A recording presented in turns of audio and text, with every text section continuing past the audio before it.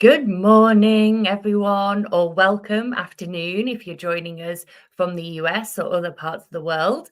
I'm Michaela Rini, and this is our next monthly masterclass. Can you believe it? It's a whole month later. I'm not entirely sure where the time is going. And I remember when I was little, people used to always say that to me, and I never really believed them. But now I'm getting older, I really do feel it. So, yes, the time is flying. We are now at the end of April. So today I'll be talking all about how we engage and motivate a team. So this is the stuff that often people don't tell us about leading a team. It's the things that really can actually help the day to day. But in my experience, it's not something that we're ever taught, or we don't necessarily get the support to really dig deep into these subjects. And this is one of the reasons we've made these masterclasses free. So we're going to dive straight in. So thank you so much for being here, for showing up. Throw any ideas, thoughts, questions into the comments, and I'll get through to those. We are live on LinkedIn and YouTube. And of course, welcome to those who might be joining us on replay as well. So let's dive in. It's going to be an exciting one today. So we're going to be talking all about engaging and motivating your team. As I say, this is the stuff that people often don't tell us about when we're leading teams. So hopefully there'll be some nice little nuggets that you can take away. So it's my belief that most people don't go into the workplace or start a business because they are absolutely desperate to lead a team. Often people end up accidental managers or leaders. You know, those people might be you. Certainly was the case for me as well. People who were technically very, very strong. And so over time, those people are often promoted to start to look after a team of people. Or it might be that your business expands to the point where you're starting to build a team. But my big question is, at what point do we actually learn how to show up as a leader and to be able to support your team? Where and when do we learn how to engage and motivate people? And in all honesty, this is one of the big reasons why my business exists, because too often I believe people are promoted into a role where they're starting to lead people, but they haven't got the support and the development around them to help them do it well. And I actually believe we're letting these people down. And that might be something that resonates for you if you've recently started leading a team or potentially been leading a team for many years, but haven't ever had the support to do that well. And it's one of the big reasons why me and my team have actually created this series of monthly masterclasses, and we've deliberately made them free because I honestly believe that this vital human skills stuff shouldn't be kept for those that are at a certain level in an organization, that have a certain salary grade, perhaps are in a certain industry, or even those who are deemed kind of high potential in an organization. This stuff shouldn't just be for them.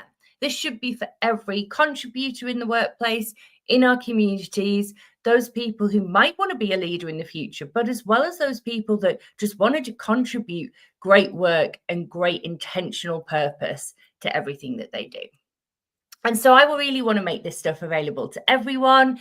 It's one of the big reasons we're doing the masterclass, and we all need this learning, whether we're collaborating in a team, leading a team already, or we aspire to do that in the future. So where on earth do we start with all this? Because, I mean, I don't know about you, but it's a big topic, and often it can feel a little bit overwhelming, can't it?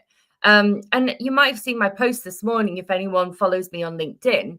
I was deeply maddened and a little bit ranty this morning because when I was just doing my final prep for this masterclass, I thought to myself, oh, it'd actually be quite nice to throw in another quote, another leadership kind of tidbit quote that would be helpful to the audience.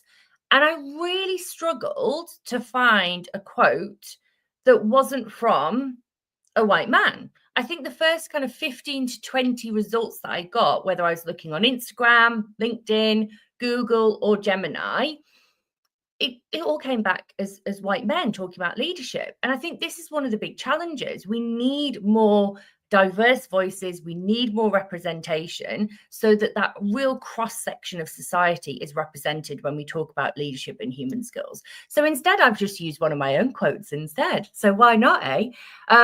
So here we are. This is one of my thoughts on leadership and engaging and motivating teams. So I always, as you know, in my masterclasses, like to mix things up a little bit. And the truth is, before we can even think about engaging or motivating other people, you've got to start with you. Firstly, your job as a leader, as a manager, whatever titles are used in your organization, your job is not to make everyone happy. I believe that is completely impossible. And if as a leader, you're setting out to make everyone in your team happy, you're going to be really disappointed. You're going to be setting yourself up for failure. And I believe that it's your job as a leader to create an environment where people can absolutely do their best work. So what does that even mean? And how do we even do this? You know, it all sounds great, doesn't it? But we need to know the details. You want to know how to make this happen in your organization, or even just to improve and tweak the way that you do things. So as I've said, everything starts with you as the leader of the business. So whether you're hiring your first employee, you're working with freelancers, or you're leading your 100th team member, your learning starts with you and how you really want to show up for yourself and for your team. And I call this self-leadership because I believe it takes a really conscious and inclusive leader to build that world-class team that we all want to be part of. So in this masterclass, I'll be sharing, my experience in starting and scaling businesses and teams.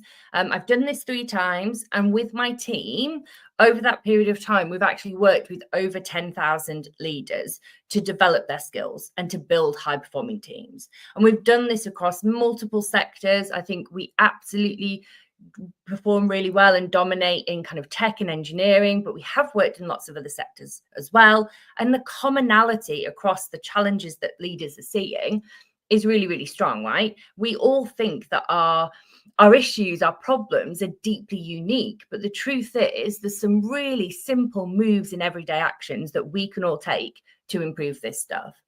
So we'll also share things like, the things that we've learned in my experience as a leader as well. I'll weave that into the masterclass, and I have done for the last few months. And I think those stories really help, because for me, when I hear a story of someone else's experience, it's really helpful because I start to see myself in that, and I start to think about actually how I can use that to move forward. So I really look at leadership through this global lens, because I've worked and led teams in over 10 different countries. So I have seen this operate both with remote teams, hybrid teams, in-person teams, and across multiple different cultures and experiences. So we'll bring all that into the work that we share in our masterclasses too.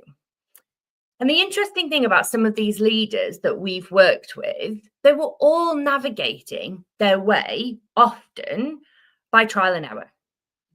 They had no formal training or coaching on how to build and lead a high-performing team. Some others were were using, say, what they learned maybe in their previous career or in corporate, but they found now that that wasn't working in their new environment, or they didn't feel aligned with how they wanted to show up now as a leader, because we're all evolving and changing, aren't we? So how we want to do that might look different at different points in time. Other people that we've worked with have really shown that actually, role modeling of great behaviors, they've maybe not seen that before. So as a leader, they don't know where to start. Or maybe you've been thrown into the deep end and you're actually just setting up how you want to show up as a leader, and your organization hasn't been there maybe to support you in that. So to get us into this, and if anyone struggles with any questions today, as ever, you can always ask me about the goats. They're still being their naughty selves. If anyone's watched this before, you'll know that by night and weekend, I'm also a goat herder. So if we struggle today, dive into the comments about the goats and I'll give you an update on what those naughty things are up to. But let's get into the content for today. And welcome, Yvette. Nice to see you too. Thank you for joining. Okay, so I've talked before about words that I'd like to ban, and I've got another one for you today. So there's a couple of words that I really think don't work in the world of culture development and leadership. And one of those is family. Your team is not your family, and nor should they be. Often families can be all about unconditional love. They can be quite dysfunctional. And if you were to, hire or fire a family member, the consequences might be different, right? So what I want you to think about when you think about your team is you want them to be in a really safe environment where people feel heard, they have shared values, they're high performing. And for me, that isn't the obvious stuff you think of when you think of a family dynamic. So when people say, oh, our team, we're just like one big family, our organization is one big family, I actually think that's a really damaging statement. Because when we think of teams, we want to think about them as being this really safe, really high performing environment where people can feel heard and valued and respected for the great work they do. Now, yes, some families can show up like that, but it's not typical in how we would describe a family. We think about unconditional love. We think about different ideas in that context. So it can be quite damaging language, I think, when we talk about being a family. Okay, so you can absolutely has family as a personal value, but I think it's quite dangerous in the context of a team. So that's the word we're banning for today, because I know you like these random things that I come up with, or at least you tell me you do in feedback and comments. So the three things that we will be talking about today. Welcome, Sharik. Great to see you here. And thank you so much for your comments. Absolutely. Real motivation comes from within. It's not anyone else's job to do that for you. Absolutely. Okay, so the things that we're going to do today, we're going to keep it really simple. We're just going to cover three things. One of them is motivating your team and understanding what drives them. The second one is talking about delegation and why it's really, really critical and important to empower your team. And the final thing we're going to talk about is some non-negotiables and boundaries, because that's what really sets us free as a leader. Okay, so motivating your team. I have a bit of bad news for you all, I'm afraid. I don't believe we can actually motivate another person the same way that we can't change another person. That is so intrinsically linked to us as individuals and how we're showing up in the workplace. But what I do think we can do as leaders is we can really spend our time getting to know our team members as people. I honestly believe that one of the best things that you can do is create your own menu of accommodations for each member of your team.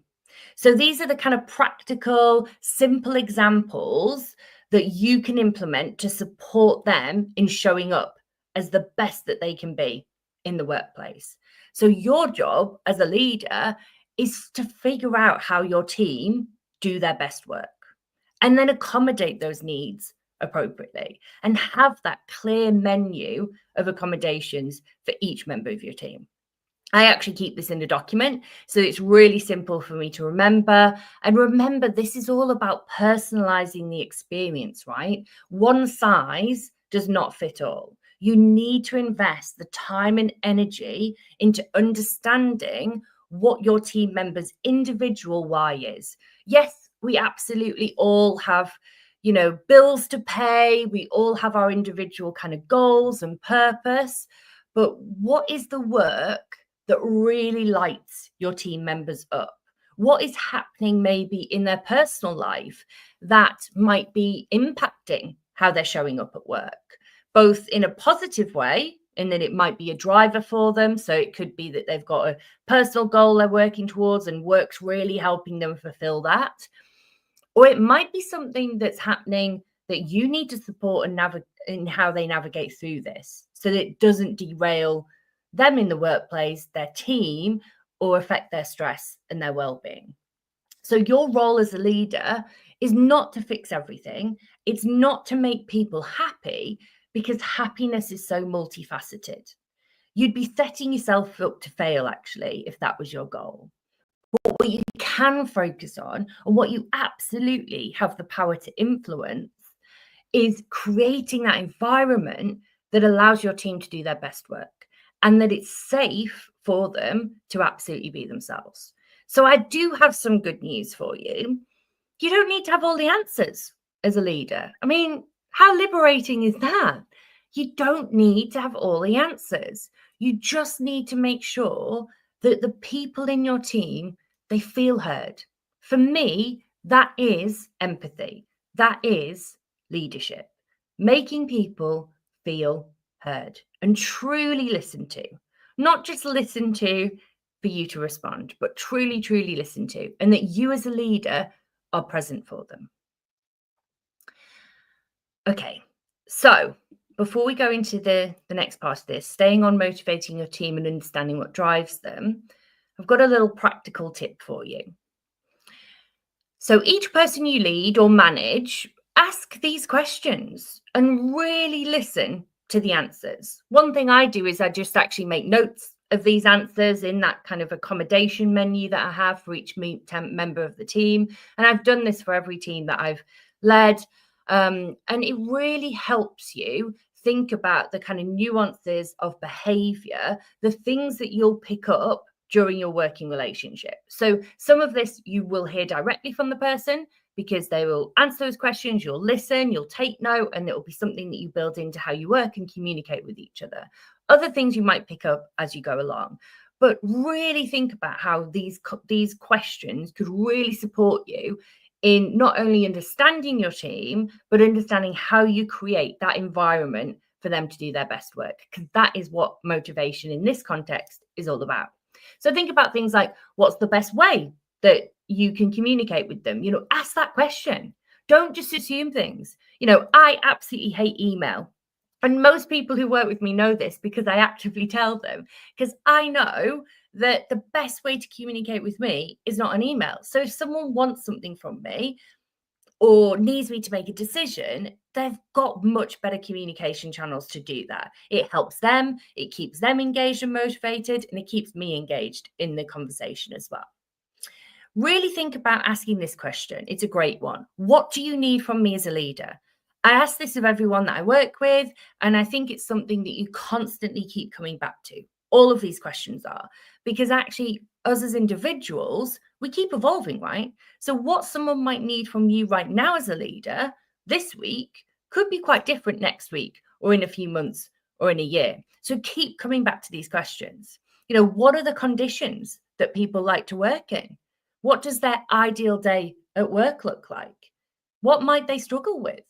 The more that we can know and understand what really drives and supports people, the better we can personalize that experience, but also the better they will perform, the more profitable and successful your business or team will be. Because when we're all working in that kind of level of feeling like we're doing our best work and we're supported and we can be open about our struggles, actually, that's an environment we all want to be in. People stay and people grow. So agree those rules of engagement and the boundaries of how you will work together. Keep reviewing them. As I say, what people might need from you today might look different next week. But it's this constant evolving conversation that happens that is really successful, because people know that you care about this stuff. People understand that you are listening and you are available to them as a leader. So the next thing I want to talk about is this part about delegation. So delegation and why it's so critical to keep empowering your team. And in this, we're going to talk about three things, because I honestly believe that how we delegate is one of the most empowering things that we can do for our team members. And when people feel empowered and have autonomy, that's when we really start to motivate people. That's when people really start to be engaged. So I honestly believe we all need to learn how to delegate like our life depends on it, because honestly, it kind of does. One of the quickest ways you can demotivate and disengage a member of your team is to delegate to them and then take it back off them. Have you ever done that? I mean, be honest, right? Drop it in the comments if you have, because I know I have. And sometimes I've definitely thought, oh, it's just quicker to do it myself. Or I don't have time to explain what I need or to coach the person on how to do it well. And so instead, I didn't. And my to-do list just grew, got even longer, got even more stressful and bigger. And guess what? The other person who I delegated to and then took it back off, they don't feel trusted. And actually, over time, they might start to feel like you don't think they're capable of doing this stuff. And if I was that team member, that's when I start to feel really disengaged. That's when I don't feel seen or heard or part of the team, when I don't feel trusted or I don't feel capable of doing something. So instead, I really want you to encourage you to delegate life like your life depends on it. Maybe write it on a post-it note so you've got it on your desk as a reminder, because I know things like that really help me, especially in those moments when you're stressed, you're overwhelmed, you've got pressing deadlines. Actually taking the time to stop and coach a member of your team through a problem, through a solution, or through a task that you're delegating can feel just impossible because you've got so many other things to do and it falls down your priority list. But actually, by taking that step back and really supporting your team to feel empowered, to give that autonomy, the much more successful your team will be. So get really crystal clear as a leader on how you can add value.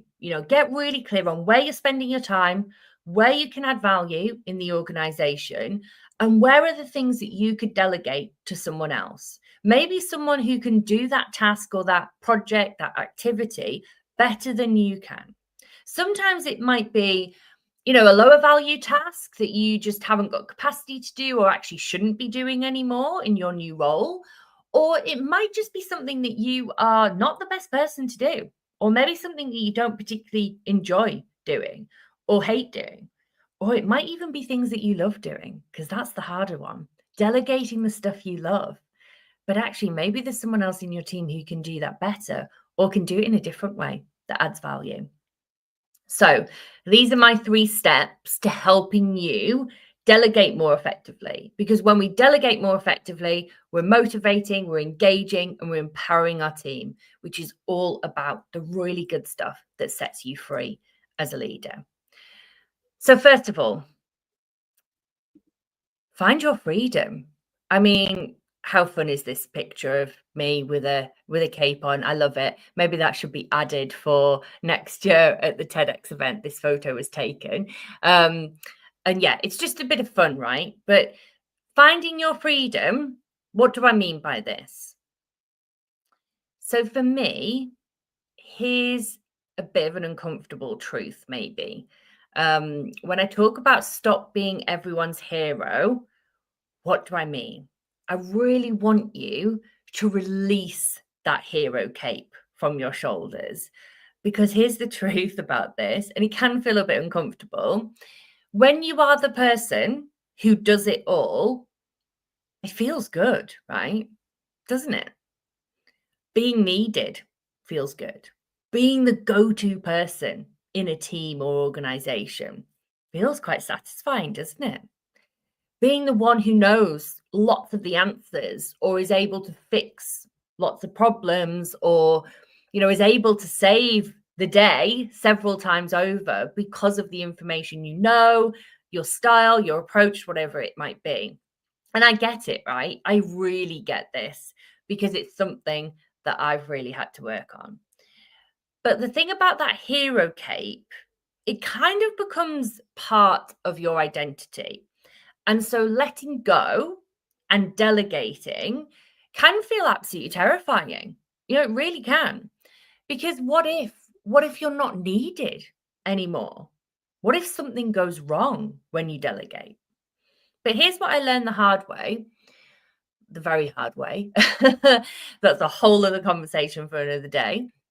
Being needed for absolutely everything in your organization, or if you run your own business, in your business, being needed for everything means you're not available for anything. I'll say that again. Being needed for everything means that you're not available for anything. And while being that hero might feel good in that moment because you're solving the problems, you're fixing the issues, you're flying in to save the day, it's actually the fastest path to burnout and exhaustion, and can be your biggest barrier to growth in your team, the biggest barrier to high performance in your team, the biggest barrier to profitability. And the real superpower, it's not doing everything. It's really spending your time as a leader, listening to and empowering the people in your team. So here's what I want you to do instead of being the hero and flying in and fixing everything. I really want you to get honest with yourself about what your zone of genius is. So where do you add the most value in your team, in your role, in your organization? What does that look like? What high value, impactful activities really light you up? These might be revenue generating stuff. It might be the things that you can add the most value to. And then think about what also feels quite easy to you, effortless, but might be absolutely amazing skill to other people. Get really clear, like note it down, spend the time on your own, really reflecting on what that zone of genius looks like for you. And then the thing is here, this is the hardest part. You've got to delegate everything else, even the stuff that you're good at. Because being capable of doing something doesn't mean you should be the person doing it. And your job as a leader isn't to be the best at everything. It's to build a team of people who are better than you at specific things, right? You want to have that team of people around you who are better than you at doing great things. So, for example, I would say I'm pretty good with technology and, looking at efficiency saving and all of that great stuff. But I've hired someone in my team who is way better than me at doing all of those things. They are amazing at just finding a problem, coming up with a solution, putting together loads of technology to ensure that it's streamlined, it's efficient, it's effective, and they're way better at it than me. Absolutely, it's still something I can do, but why would I want to be always the person doing everything? You've got to be bringing in people around you who are great and better at doing specific things, and then delegate to them, empower them to take action. That's how you find your freedom. Okay. The second part of this is all about boundaries. So it's about building trust, setting clear boundaries. That's another great way that you can engage and motivate your team. Because honestly, the fastest way to kill motivation is to take back what you've delegated. And trust me, I genuinely have found this really, really difficult. I've done it several times over and it's never worked out well for me. So if you've hired people into your team, or if you perhaps inherited a team of people and they're better than you at certain things, which you absolutely should ensure they are, then getting in their way, it's like hiring, I don't know, it's like hiring a chef or something who's really skilled and then telling them exactly how to chop the onion, right? When for me that would be hilarious because I'm a terrible cook. So it's just crazy, right? You want the right people in the right roles, and it's when you do that, when you then take something back, when you delegate to someone, it's not only annoying them, but you're literally paying for expertise, or you're using the resources in your organization. You're not using them effectively. You're literally paying for expertise that you're not using. But I do believe when we do create freedom, when we do build trust in our teams and delegate to them, that freedom does need boundaries. So before you kind of set people free and empower them and give them that great autonomy, then you've got to get crystal clear on a couple of things so that you as the leader absolutely build trust with that person, they build trust back, but also you're not ending up in a situation where they're perhaps delivering something that you didn't want, or it doesn't feel good when you do delegate to them. So what I'd really recommend you do is just get really clear on what those boundaries are. So define what your absolute non-negotiables are. Get really clear on where those boundaries are for people. What decisions can your team make without you? What does need your input and you would want to be part of? Because guess what? Your team aren't mind readers, right? You need to get clear on this stuff. And if you don't, you will find that over time, your team's deeply frustrated, but so are you.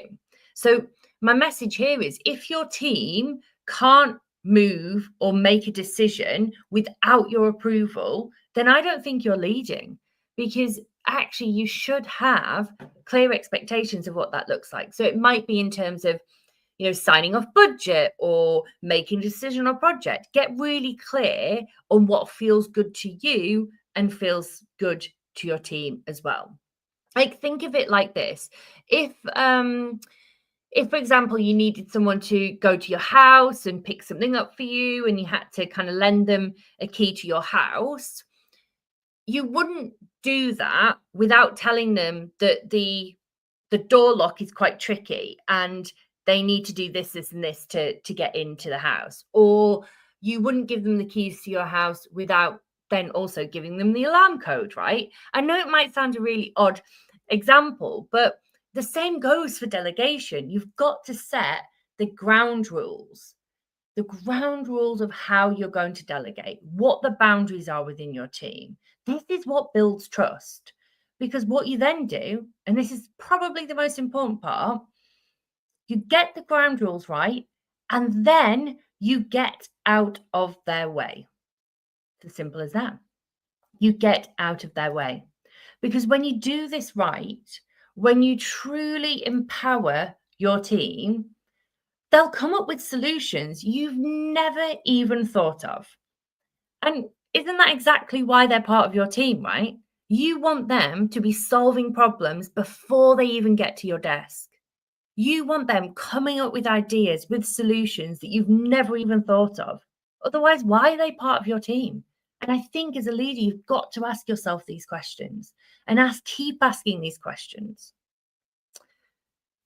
So the final part of the delegation part of this is all about communicating clearly. So before I do that, I'm just going to check the comments. So hello, welcome, Nathan. Thank you so much for joining me as well. Yeah, absolutely. I totally agree with you as well that delegation, we're not often good at it, are we, as business owners or as leaders? So yes, you're absolutely right. We don't know everything, neither should we. And we've often got people around us who can absolutely do the task better than us. Totally agree. I'm just reading one of the others. That's true. It's our job as leaders to show them why the climb is worth it. When people see the rewards at the top, and actually, supporting people every step of the way. So if someone does want to be a leader, not everyone does, but if someone does want to, as a leader yourself, you've got wealth of knowledge and expertise that you can help them and guide them every step of that way. Absolutely, Nathan. Thank you so much for sharing. Okay, so the final part of the session today is all about how we do delegation well. Yeah, so we've gone through the 2 steps so far: creating freedom, getting rid of that hero cape. The second one was all about our boundaries and building trust. And the third key part of engaging and motivating our team is communicating clearly, because when we're going through delegation with anyone, and remember, delegation not only sets you free as a leader, but it really empowers your team as well. You've got to communicate effectively. What I mean by this is having real conversations, setting realistic timelines, and actually agreeing what that looks like in terms of checking in, because you don't need to be in a mind reader in this. No one is, right? We need to communicate clearly. Clear is kind. Okay, so do have a bit of a confession for this one. I once had a team member who came to me and they seemed pretty stressed out. And they actually said, I have absolutely no idea what you actually want. Oh, ouch. That hurt a bit, I have to say. It wasn't one of my proudest leadership moments because clearly I hadn't been communicating effectively. And actually, one of the quickest ways that we can demotivate or disengage people is by not communicating. It's as simple as that, right? We think we've communicated well, but have we? That's the question, isn't it? So, yes, here's what I learned in that situation and how we've supported other leaders in this, that being clear, it's not only just kind, it's absolutely crucial.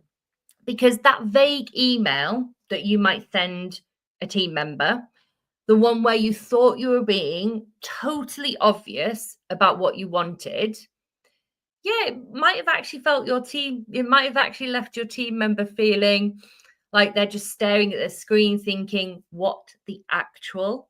And I'm sure that wasn't in your intention, but it can happen, right? We've probably all had those vague emails from a leader before, not quite knowing what was expected of us.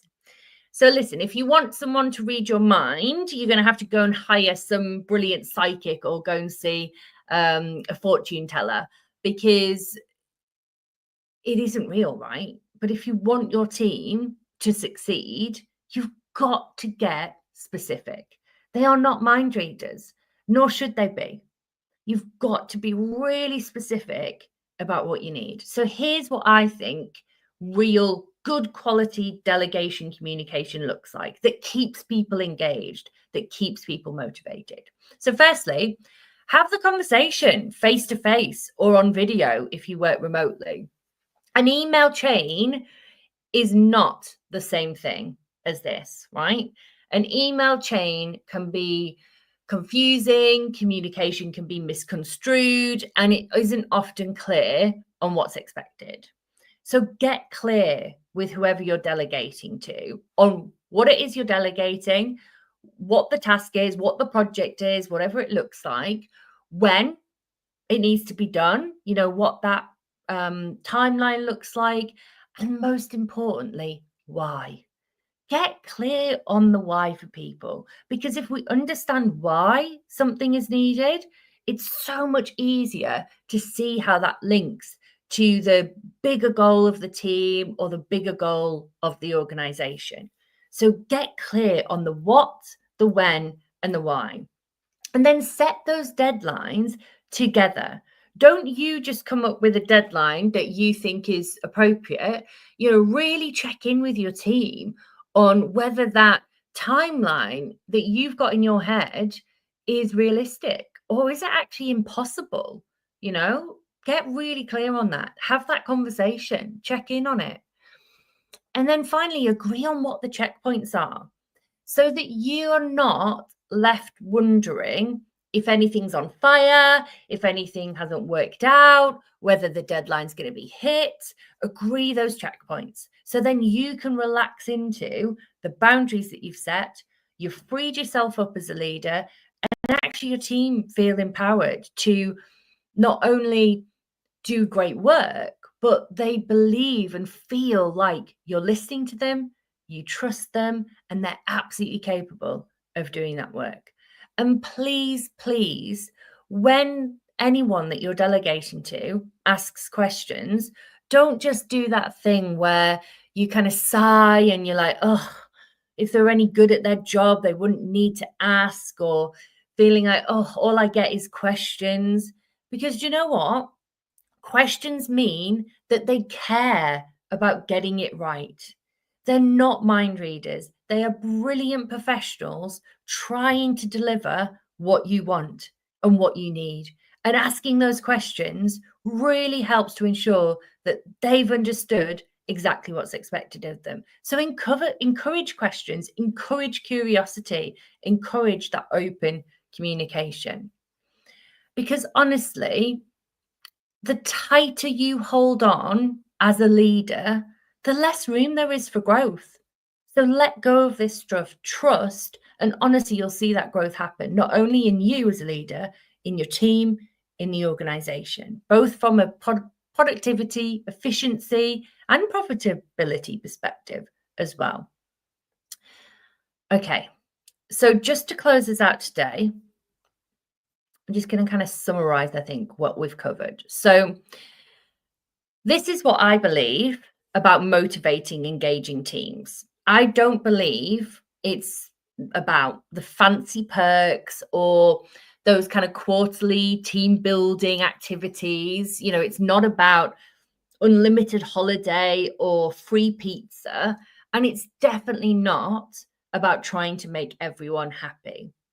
Real engagement happens in everyday moments. When you truly listen as a leader, you listen to absolutely understand your team, understand them on that individual level, understand what drives them, what they're excited about, not just for you to respond to them. Yeah, you've got to really practice that listening piece. And when you create that space for people to speak up, even about the hard stuff, that's true engagement. That's when you know your team are engaged in not only the purpose and the vision for the organization, but they give a shit, right? They care about the culture. They care about what you're building. They want to make it better. They want to contribute. The other big thing about real engagement, it happens in those moments where you treat each team member as a unique human being, not just another resource, not just another number, not just another person in your team. You treat them like the unique, brilliant person that they are. Your team understands their why, not just what they're doing, but actually why it matters. Each person sees absolutely how their work connects to something bigger. And as a leader, you've got to help them navigate that. You've got to make that really crystal clear. Because purpose, I think when people are really clear on purpose, it doesn't just drive decisions and that sort of decision making process. It kind of really drives how everything works within your team. So it drives decisions, not just the process, not just the system. And honestly, culture, it's bandied around, isn't it, that word? Culture, how do we build it? What does it look like? But honestly, I believe that culture, it's not about the fancy stuff. It's not about the big, shiny, expensive investments. It's built in your daily actions. It's in how you show up in those small moments that tell your team, I'm here, I'm present, I'm listening. It's in those boundaries that you set and the trust that you build as a leader and with the rest of the team as well. This is what I think turns your kind of average team that might be plodding along a little bit, like they're doing okay, but they're not necessarily feeling really connected or really kind of purpose driven. So this stuff, these everyday actions, this action that you can take as a leader, it honestly transforms those average leaders into exceptional ones. This is what turns those kind of slightly reluctant, maybe accidental managers into really inspiring leaders. This is what makes people want to stay in your organization, in your team. They want to grow and they absolutely want to give their best work. They're not because you've kind of mastered the art of motivation, because as I said at the start, you can't motivate another person. But where people do really feel engaged and motivated, it's because you've created an environment where motivation naturally develops. People are so clear on the why and the purpose of what they're doing. And honestly, that choice is yours, right? You can keep throwing, as I like to say, perks at problems, or you can learn how to build something really real. So, what's it going to be? What are you going to do as a leader next? I'm going to throw some ideas in the comments for you all on what that could look like.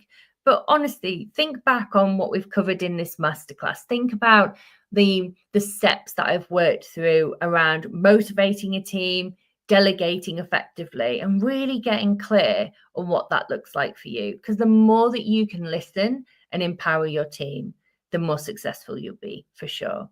So as always, you can at any point drop into my DMs if you want to ask any questions or have more conversations about this. I'm always really open to your ideas and suggestions, and I love hearing how you've implemented this stuff back in your day job.